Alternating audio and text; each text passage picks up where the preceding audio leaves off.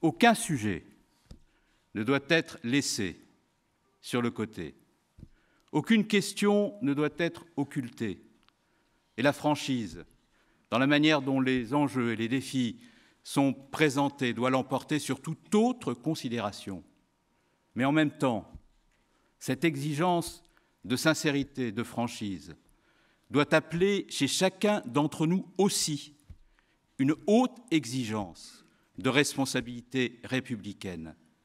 Éviter les emportements, les outrances, les amalgames, les accusations sans fondement et tous les propos qui affaiblissent la relation entre la police et la justice.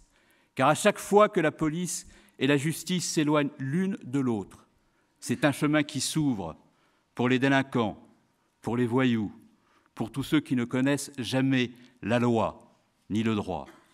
C'est la raison pour laquelle, oui, j'entends qu'à chaque fois qu'un policier et un gendarme est insulté, outragé, et a fortiori atteint par la violence, parfois jusqu'à la mort, la plus grande fermeté, la plus grande sévérité s'impose, comme je ne peux accepter, comme vous d'ailleurs, que des policiers et des gendarmes puissent être atteints par des délinquants qui auraient dû se trouver en prison et qui, par des dysfonctionnements, finalement, ne s'y trouvaient pas.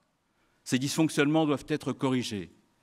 Le Premier ministre et le Président de la République ont donné aux ministres compétents une feuille de route extrêmement claire, extrêmement ferme, à laquelle les ministres n'ont pas l'intention de se soustraire, mais qu'ils ont bien l'intention de mettre en œuvre avec la plus grande célérité et la plus grande rigueur. Et je présenterai dans quelques semaines un plan complet et global de lutte contre le trafic d'armes.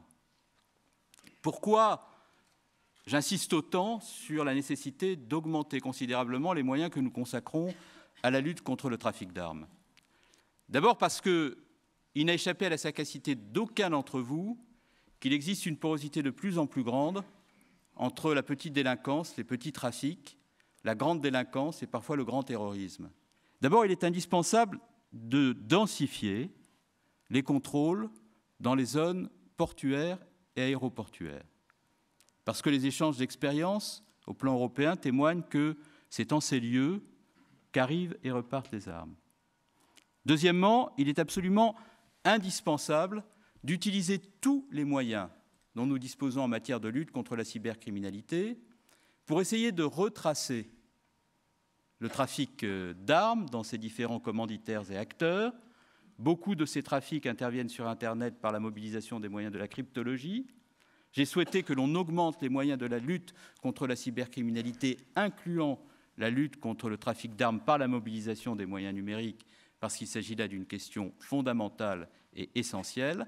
Et au sein d'Interpol, d'Europol, comme d'Eurojust, des coopérations se mettent en place qui doivent permettre de donner à cette lutte contre le trafic d'armes par la mobilisation des moyens d'Internet une dimension européenne et internationale.